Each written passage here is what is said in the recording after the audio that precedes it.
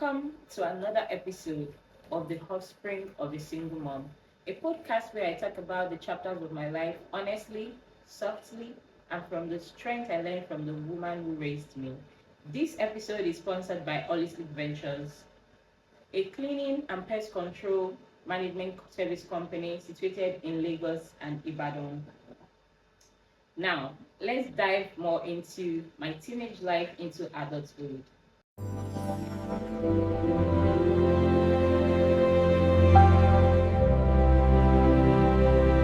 From the previous episode, I hope you enjoyed it. We talked about my childhood story, how I grew up into who I am becoming, and now we are going to talk about my teenage life into adulthood. So let me start from my uni days. Okay, after secondary school, I wanted to go to uni. I wanted to go to OAU, Obafemi Awolowo University. I wanted to study law. I wrote my JAMB. I wrote my exam with one of my colleague from secondary school. It was a dad that took us to write the exams. I remembered, and the school was on strike as at then. So there were so many like things. Like we were just so undecisive. Like we were just there, sitting duck. Suddenly, one day I got a call from another of my friends from the same secondary school with a strange number. And she's like, "Hello, Taribo," because most of the people I school with, they call me by my surname. So she was like, "Hello, Taribo, like, how are you? How you doing?" I'm like, "Who is this?" And she was like, "It's me, it's Annie, it's Eniloja Kale." And I'm like, "Oh, really? Like, where are you? Which number is this?"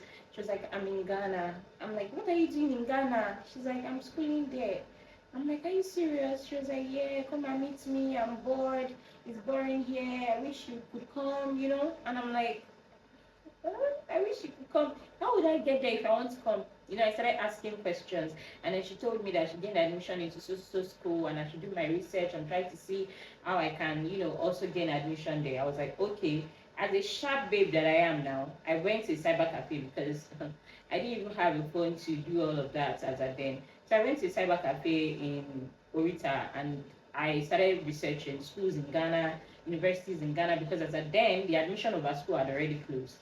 So I started researching universities in Ghana that still had admission, and I finally got admission into this school after like 3 weeks of, sending documents, calling, and all of that. I finally got admission. When I got my admission, I called my dad and I explained everything to him. And he was like, "Well, how much is the school fees? Convert it to Naira. If I can afford it, then you can go there." Meanwhile, while I was waiting for Obafemi Awolowo's admission, my mom and I had already gone to Katangwa with the money my dad gave my mom as a then, which was 100,000 naira. We had already gone to Katangwa to buy clothes, we bought bed, we bought gas, we bought so many things that was supposed to use to resume school in OAU. But unfortunately, I couldn't do that. I proceeded to go into Ghana. So when it was time for me to do my passport and all of that, my dad was like, "Tell your mom to use the money with her to do the passport and other processing that you need." And I'm like, "We've spent the money.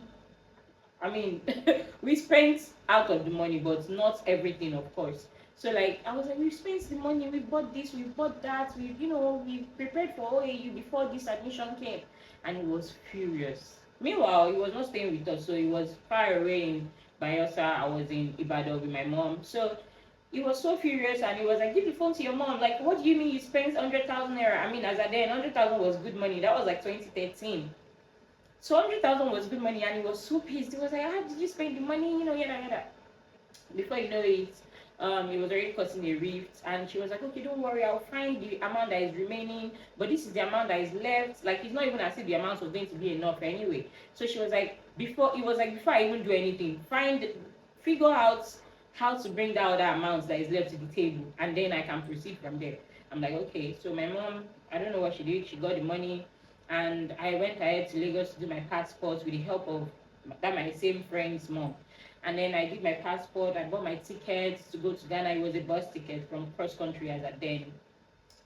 I got everything ready, and um, that was how I went to Ghana. So now getting to Ghana, my dad was still pissed at my mom. I was just there. I was received by a couple of friends, like family friends, basically. So I was there for a while, and I went to my school where I was supposed to go to. And I got there, I explained things to them. They were like, if I don't pay my school fees, I cannot even start lectures. Because I was thinking maybe I could start lectures, my mom could come up with the money, and eventually I could pay my school fees. And my dad could, send more money and I could pay my school fees. But it did not work like that. So I had to, again, become a matured girl. At 16, I had to tell my dad that I'm in school. My mom came up with the money. He can send his own part of the money, and I'm now in school. So he kept on sending me pocket money. Sometimes when he calls me, I'll just tell him that, hello, I'm in school, I'm in class, let me call you back, let me call you back, which was a lie. So for that 3 months that I spent in Ghana then, because I went to Ghana September, no, I went to Ghana October 2013. I didn't start school until January 2014.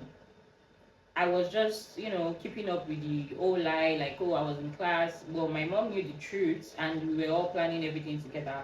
Fast forward to November, December, my mom got a message from OAU that had gained admission into the school, and my mom called me to come back. And I'm like, over my dead body. What do you mean? I'm already abroad. I've told my dad that I've started classes, and now you're telling me to come back, and you're saying that we'll tell him the truth. What do you mean? This is impossible. Like, this cannot even happen. So I insisted that I was going to stay and she should not worry about me. So the school had already told me what to do. They deferred my admission to January 2014. But it was a little bit confusing because in Nigeria, we don't do January admission. It's September admission. Once you miss that September, it's till the next year, September. So, but like, I tried to make more research, ask people. People were like, oh, it's true. They do about 3 admissions or so in Ghana. So you can be in 100 level first semester, and somebody else can be in 100 level second semester, basically. So I was like, okay, all right, then I was rest assured. After a couple of months, of course, I came back for holiday. It looked like I was in school, but deep down I wasn't in school. I didn't even tell that my friend that called me that I wasn't in school. That was how serious it was. I had to grow up early. I had to keep it between my mom and I just to keep the family running.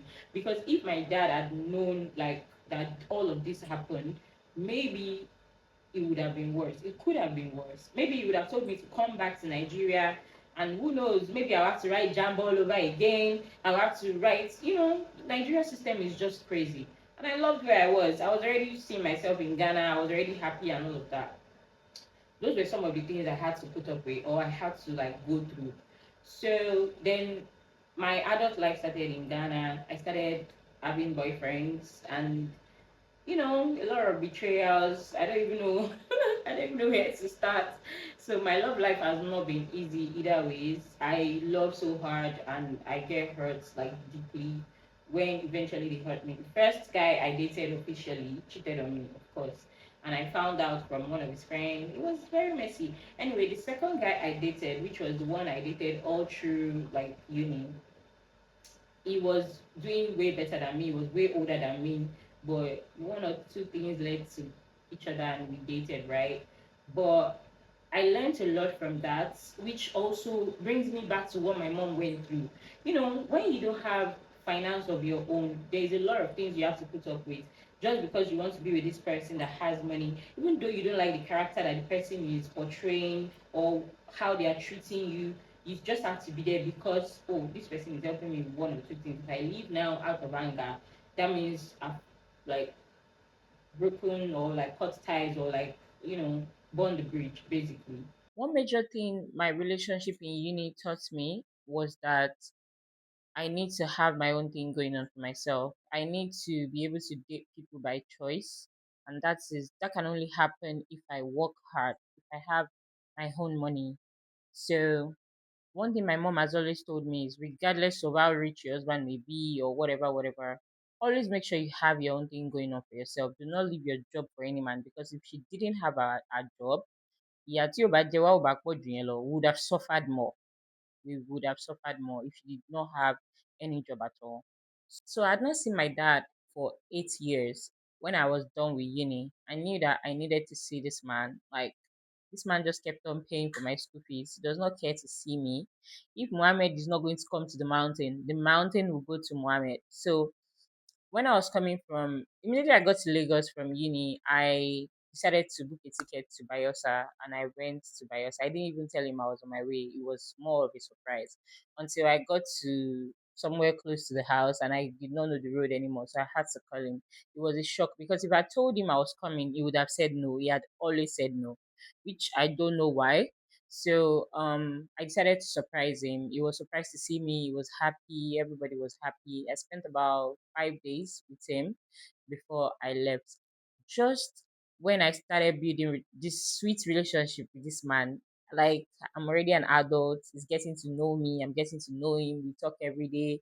We now have conversations where we say, I love you. Hey, what a miracle. And he came to see me again in 2019 when I was serving. We have a picture of me, like he has a picture with me when I was serving. He married my mom again. He remarried my mom again, like in church, and everything was going on smoothly. Just when I was about to start enjoying this man, doing things for him, the little I could, as at then, he passed. He passed in 2023, and I don't know. It was a very emotional moment for me. I've still not gotten over it till today. You can never get over losing a family member, regardless of what has transpired between you guys. Every independent woman you see is as a result or a product of watching what happens when you put your life in someone else's hands and they drop it. Me, for one, I don't know how to depend on any man. I don't know how to relax and be taken care of because it's such a gamble and I can't afford to lose. After seeing what happened with my mom, how she struggled to raise us, I cannot afford to let that happen to me. No. Money, iná ìṣìṣì ojú ní lẹ́ẹ̀mejì. No, mi ò lè lajú mi sílẹ̀ kí n jẹ́ kí tàlùbọ̀ kúrò. And I'll give my mom the world because till date, she still does not know how to relax and be taken care of. Now, I have the responsibility to take care of her. And so help me God, I will try to the best of my ability. I'll give her the moon if I have to. Remember, if you're a product of a single mom, you can be better. That's not the end of your story. That is not the end of your story. You can be a lot of things when you put your mind to it. And there is so much we can achieve when we come together. One of the reasons why I started this podcast is because people don't talk enough about the children of single mothers. Yes, they praise single mothers, but they don't talk about the children's of. No one talks about it, and that is why we are here. Remember, if today's episode resonates with you, like, share, and subscribe. Keep becoming. This is our story.